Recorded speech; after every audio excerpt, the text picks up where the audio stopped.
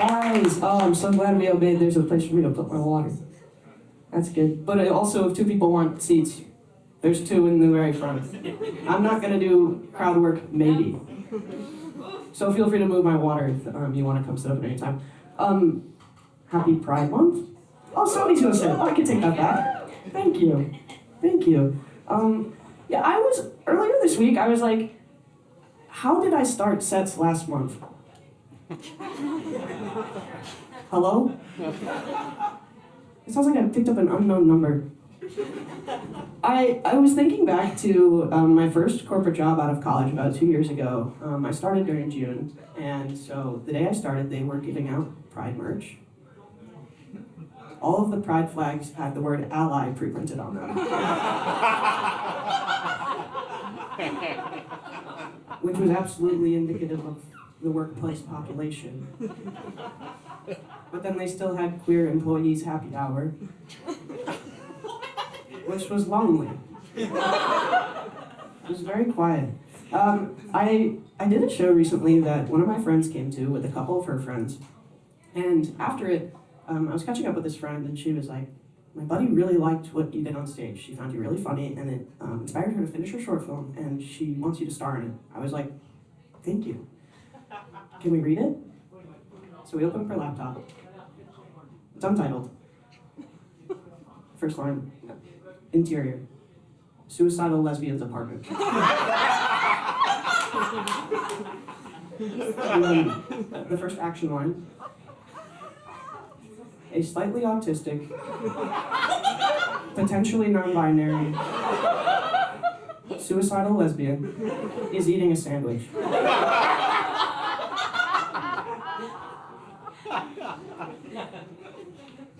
She is such a fantastic writer because that was my dream role.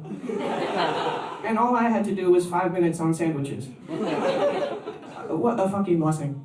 I don't really like mind being scrutinized that way. It doesn't bug me too much. Because I love doing psych studies. I'm huge into these. Do you get them in your Instagram ads? Yeah, I do. Because they're really looking for right now, they're trying to study young lesbians. Because, we've had marriage for like 10 years, so it's kind of time to figure out what's going on. And I've been doing them for a long time. I've been in one study for since I was 19, and when you are doing a study, they are not allowed to tell you what they are studying. But I will say for this particular one, every 6 months when they send me the surveys, the first question is, did you experience homophobia today? And the second question is, have you or do you plan to, within the next 24 hours, use marijuana to forget your troubles or worries? So, I do think they're going to figure out something pretty cool. And I'm really honored to be part of that. A study I joined more recently, it was for lesbian Zyn users. Pretty niche community. Pretty awesome. Again, I don't know what they're looking for. I don't know what other people answered in their surveys, but my own observations of the data, I do think the amount of Zyns lesbians use has a lot to do with how often they're hanging out with their friend Ethan. I qualified for the study after I went on a weekend trip with my friend Ethan. And then after that, the study started, and I was kind of like, how did I get here? But I think they would learn a lot if there had been one section that was like, did you text Ethan for dinner plans today? I did a lot of the time. My favorite study that I've been in recently, I joined it quite recently actually, they are paying me to go to therapy. That's cool. Yeah. To qualify, you have to be a suicidal lesbian. We are a little less jealous, maybe. But it's not like we don't have to be weird about it, it's just suicidal thoughts. Like if you have actions, you do not qualify for the study. The university made it very clear that you are not a burden, but you are absolutely a legal liability for them to have. It's cool. I have done therapy quite a few times. I've never been huge into it. Like it always kind of goes the same way. We go to the first session, and I'm like, they're like, how are you? And I'm like, good, how are you? And they're like, not what this is about. And then we have the session, and then they're like, oh, we are gonna have one little survey for you to do before the next session, and it's always the autism test. And then as the months go by, we start doing bits, and I decide they're not funny, and then we have to break things off. It's never been a great experience. My last therapist, I had to dump him for a unique reason though. He got really into a grand idea where I would date one of my coworkers. I work remote.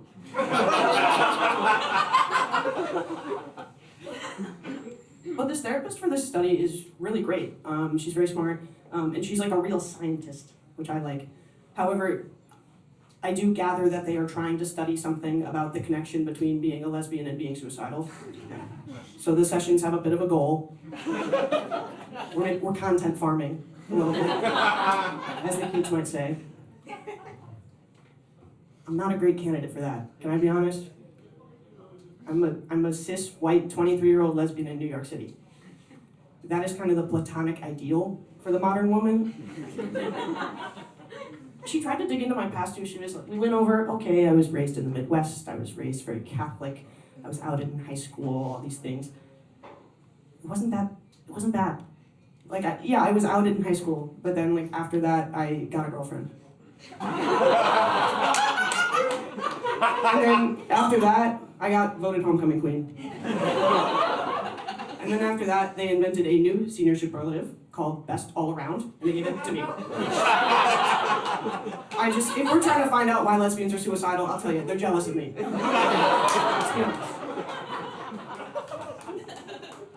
That does not stop my therapist from trying.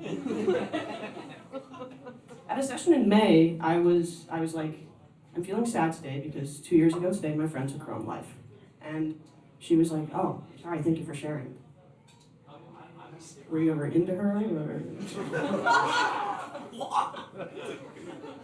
I don't mind though. I believe in science. I think it's awesome. I'm kind of a scientist myself, so I appreciate that once a week for an hour I kind of get unrestrained access to a peer review. I'll tell you about one of my studies. Every gay person is a youngest sibling. Yeah? I'm a youngest sibling. Some of my friends who are gay are also youngest siblings. Do we see how that works? It's kind of shocking. And there's science behind it. So, the first thing we have to do is assume that gay is genetic, okay? Which is fine. In science, we make assumptions all the time, right? Like, we proved that gravity is real because we assumed that an adult virgin would have something important to say, you know? So, we are going to assume that gay is genetic, and what happens when parents reproduce, they're typically straight, right? They're carrying that gene, so they make a straight kid. Except when parents get older, they're having that youngest child, right? Do we follow? And when you are older, it is more complicated to have a child. So you get the gay youngest child, who has also needed very big glasses from a very young age. This research took me a really long time. Because I got caught on a roadblock, called my friend who, he's a gay guy, he's got 3 gay brothers and 2 gay sisters. In the community, the science community, we call that an outlier. And I was stumped until I met his parents. But there they were, earring dad, hiking boots mom, 2 bisexuals reminding us the power of the recessive gene. Okay? And when I brought this to my therapist for review, she was like, that's eugenics? But it brought us to a really interesting discussion about gay face.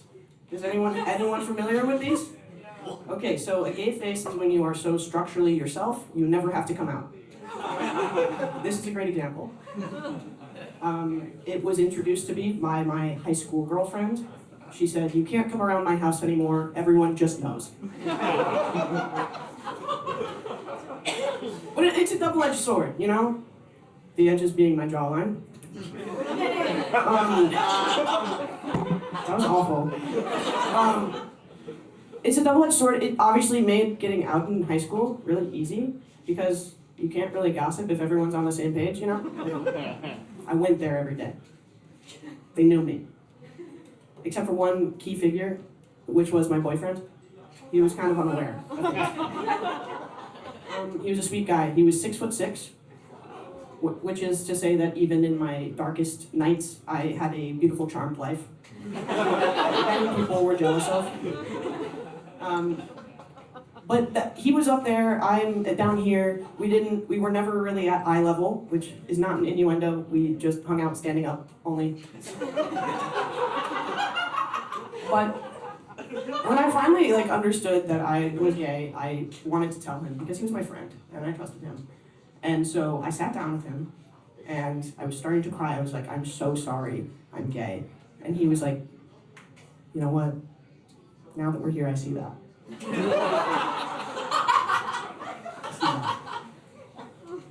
There's obviously unwanted attention with the gay face. You get hate crimed sometimes. My therapist was like, she loved when I brought that up. I was like, it's kind of more of the results and discussion section, but I guess we can talk about it. I will tell the story.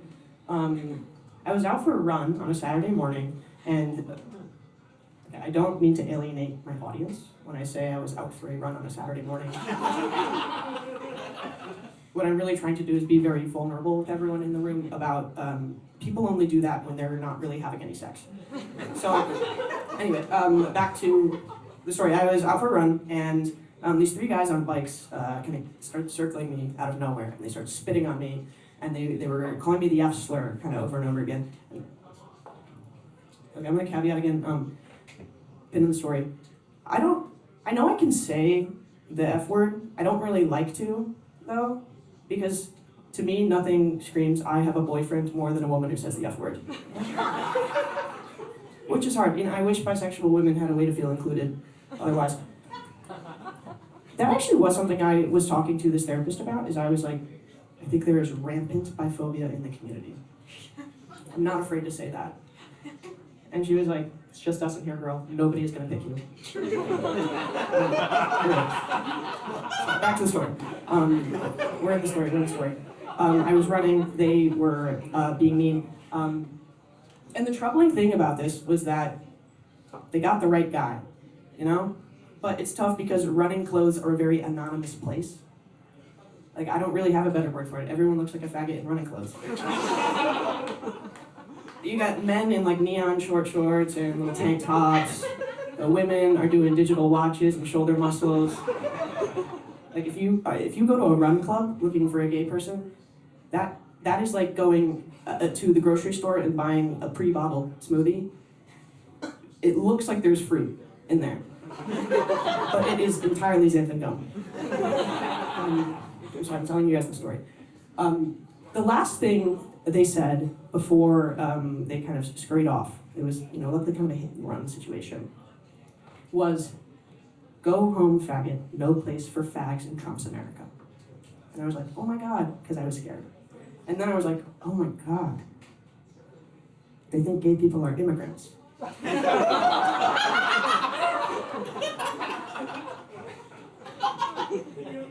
And I wish I could have, put that together sooner. I wish I could have stopped them, because if it's the usual shit that fascists are pissed off about when it comes to immigrants, I could have corrected them. I do not know a single gay person that is capable of stealing a job.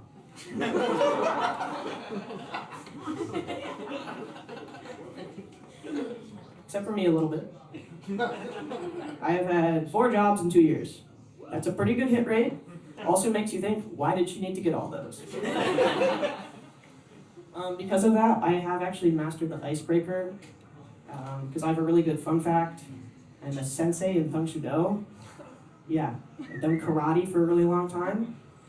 So, yeah, thanks. Usually people laugh, and I don't like that. Because it means a lot to me. The tough thing is that, when it's okay, we're in the meeting, let's do a fun fact. And I'm like, I do karate. Someone's always like, oh, my kid does karate.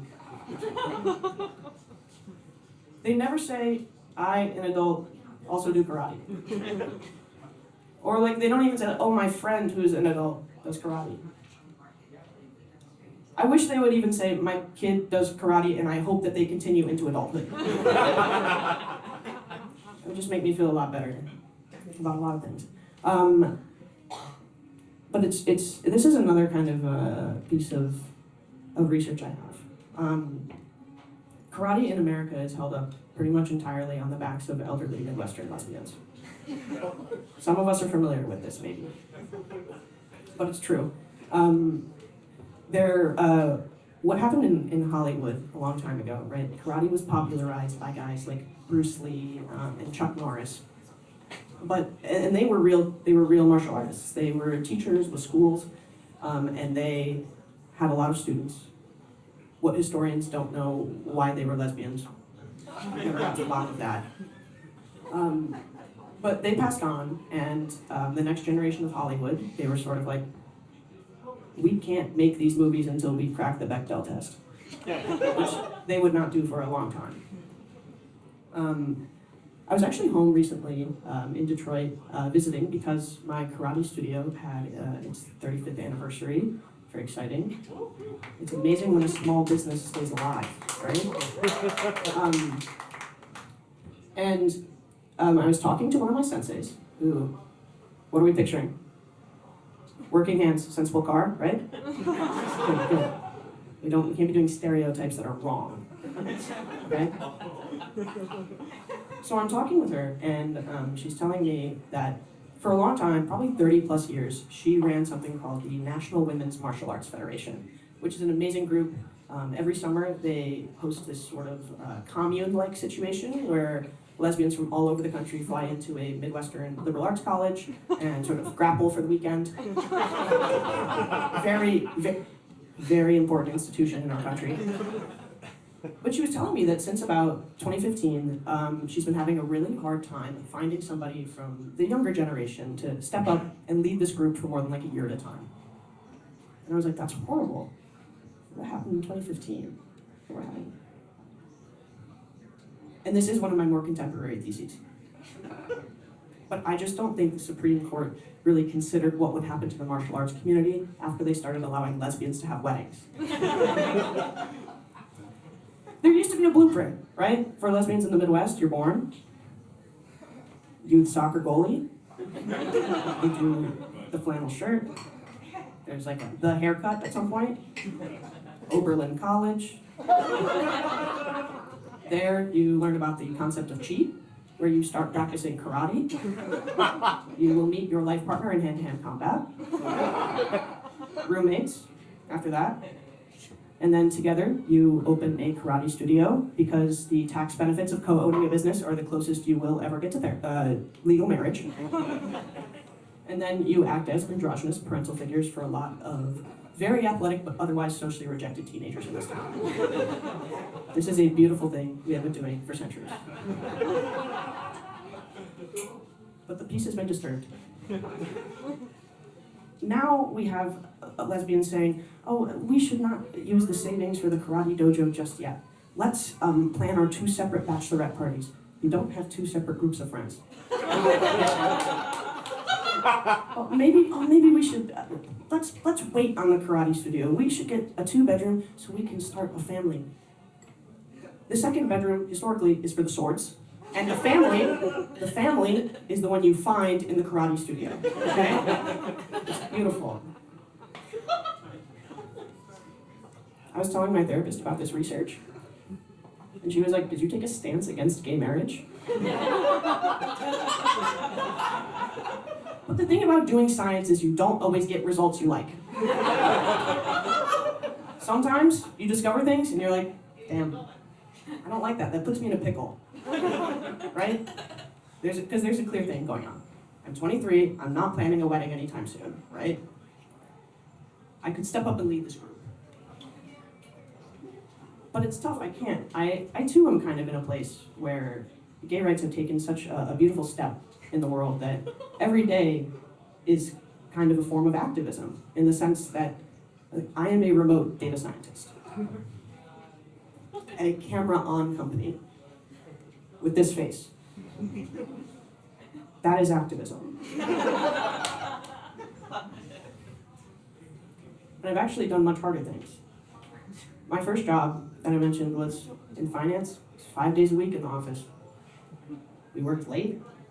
I wore a blazer, and it was not camp. I looked very bad in it. It was in the World Trade Center. I would commute every day with a bunch of other very sad finance people and European tourists. And the amazing thing, we've learned a lot of amazing things about them tonight. But I would say the most amazing thing is even if they book the sunrise tour of the 9/11 memorial, they will have been to the M&M store first.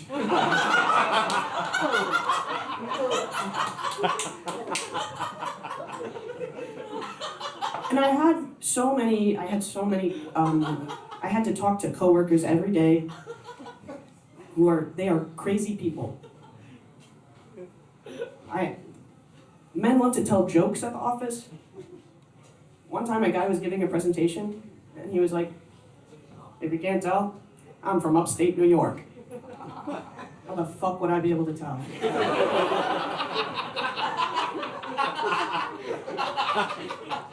All my woman coworkers were pregnant, but they had eating disorders.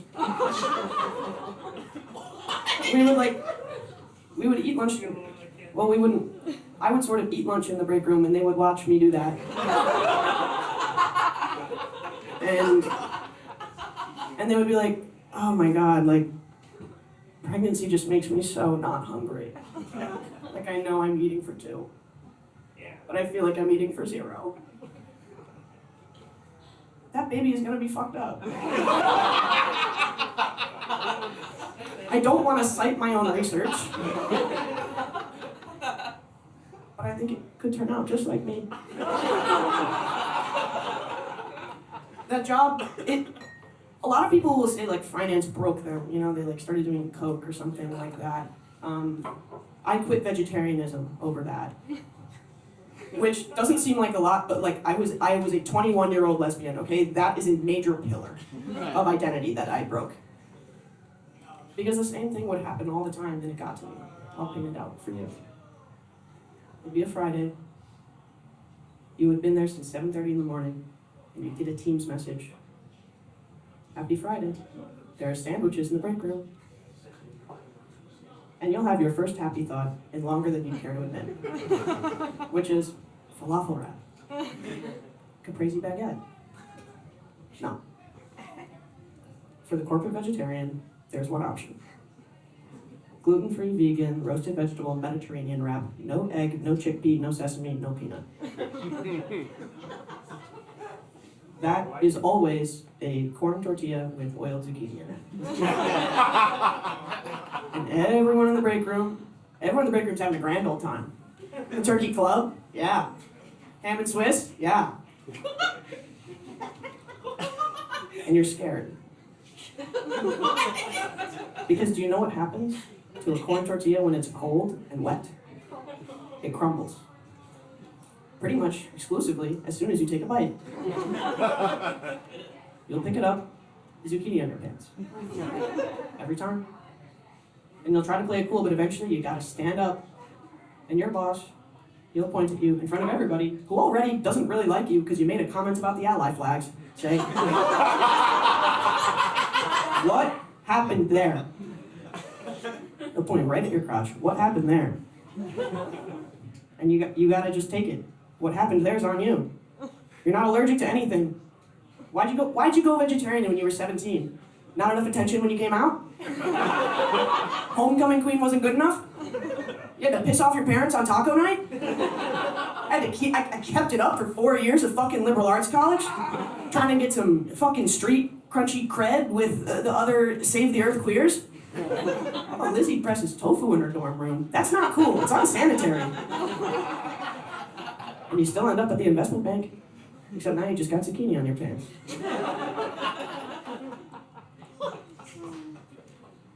And now that I say it out loud, I do kind of understand where that writer was coming from. And she was able to pull so much into a complex character for me to play. So I quit vegetarianism because I wanted to keep the job, right? It gave me, like, stability to be here in New York doing this, which sounds bad. Like, I hate that you need money to be doing art as much as the next guy, but that made it easier. It's also kind of important to have money because I have never been on a date with a woman who was not focusing on her art right now. And this is some very real science. This is science that my friend actually wrote and published when we were in college. Among different gender pairings of marriages, men and women are medium wealth. Gay men, most wealthy. That's cool. Gay women, not good. And that happens for one reason, right? When you meet a wife and a wife, one of them is at the investment bank and the other one is applying to a fellowship. I obviously brought this research to my therapist because I wanted her opinion, and it was real, so she had to entertain it. It's another result. No, it's another case of we don't like these results. We do not like them, especially if you're someone like me. You're playing both right now. Day job, doing this. Do I have to pick one to get married? That's terrifying. But you reminded me something very important about the data is just a collection of individuals, right? Like when you participate in a study, you are providing your individual to the greater good of hopefully discovering something about other people like you, right? That's really nice. And it gave me a little bit of ease. And it also reminded me that when I'm lucky enough to get married, I won't be worried about any of that because I am going to be really, really preoccupied with a karate studio somewhere. And there will be a lot of teenagers that need me. Was this fun, guys? Okay, I had fun. This was really fun. Any questions? Okay, no one wants me to do crowd work.